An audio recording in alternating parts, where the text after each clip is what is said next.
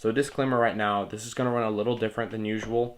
I'm going to have to do a dual review for this one because I'm running behind on a few things. I'm having to get a ton of movies watched I got to do for a big compilation review of both theater films and streaming films that I'm doing soon. I literally just finished The Five Bloods at the start of this filming, so I'm trying to get that done. So this is going to be a compilation review so I can get these done out because I should have started this earlier and I hadn't, so let's do this.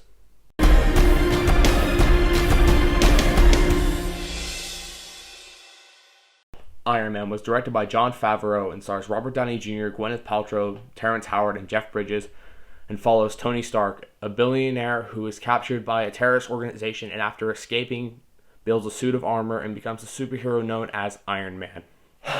Well, here we are, my Black Widow review series. I'm so excited to talk about these because I've been wanting to talk about the MCU in person for a long time because it is my favorite film franchise. Clearly. So, but I figured because if I'm going to talk about the MCU, I gotta talk about the original. So, let's get started. Oh, and keep in mind, this will be a spoiler review. I'm going to be talking about stuff that was in this movie, so if you somehow have not seen it, keep in mind, spoilers.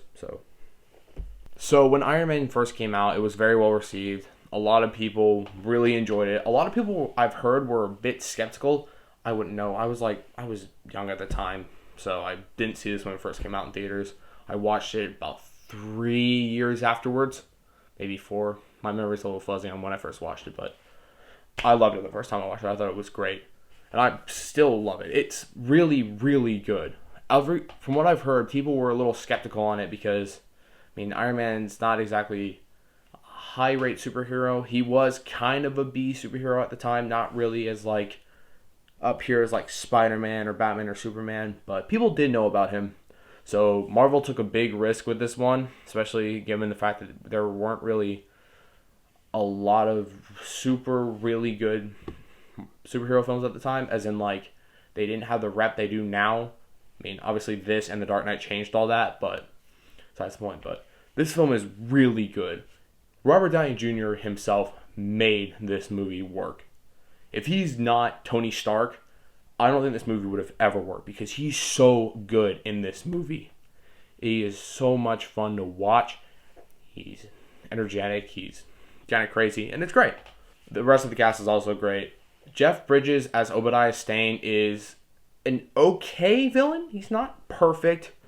I like him more before he puts on the Warmonger armor.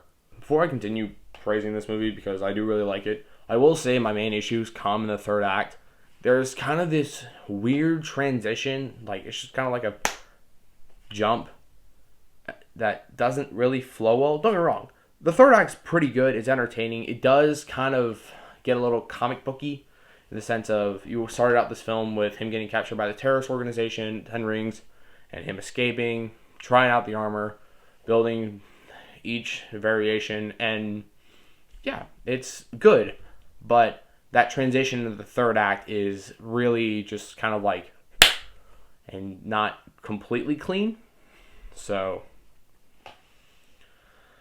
but that's really my main problem with it. Everything else about this movie is great. Yeah, it's a lot of fun. It's action-packed. It's emotional. It's filled with very, very good character development for Tony as he goes from this kind of narcissistic billionaire playboy to a guy who actually kind of cares about the world. And plus, at the very end, the reveal of him being Iron Man was just kind of like a whoa moment. And it was great then. It still works today.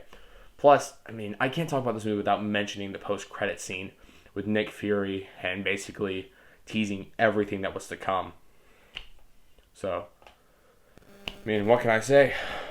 This movie did a lot of good things, and I have to credit it for all that we have now, the Avengers and everything else. But nevertheless, this movie is still very infectious and fun to watch. It's got a good story with it. I like the screenplay. It's not perfect, obviously, but it's still a pretty good screenplay for given the time this movie was made. And plus, Favreau's direction here is really good. I really enjoy what he wanted to do with this movie, and it worked out great. So, No complaints. Overall, this is really good. I love Iron Man. It's so good. I will say though, Iron Man's just not my favorite superhero. It's Captain America. I know. I'm sorry. Whatever. Nah. But Iron Man's still really good. I really enjoy it. If you have not seen it and somehow, check it out. Definitely. I'm going to give Iron Man a 9 out of 10. Iron Man 2 is directed by Jon Favreau and is a 2010 film starring Robert Downey Jr., Gwyneth Paltrow, Don Cheadle, and Scarlett Johansson, and follows Tony as he is forced to contend with the U.S. government trying to take his armor, while also contending with the fact that the armor and his arc reactor is slowly killing him and poisoning him, and dealing with new villains in the form of Justin Hammer and Ivan Vanko. Okay, so this is definitely the worst of the Iron Man trilogy by every means. Story is the weakest of the three. It's not completely solid. The subplots just jump back and forth and it doesn't really work. Whiplash is definitely one of the worst MCU villains. He's not the worst. That's still Malekith in Thor the Dark World, but he's one of the worst villains. I mean, he starts out okay, and then he's building robots for Justin Hammer. And then he finally shows up at the end, and it's just still, it's very underwhelming. What this movie did do good, though, is giving us Black Widow, because Scarlett Johansson's awesome as Black Widow. Her first movie here was good. She did a good job. She does get better with the Avengers, and obviously she goes on, but here she did a pretty good job. It's definitely her weakest entry as Black Widow, but she's still good. Robert Downey Jr. is once again great as Tony Stark.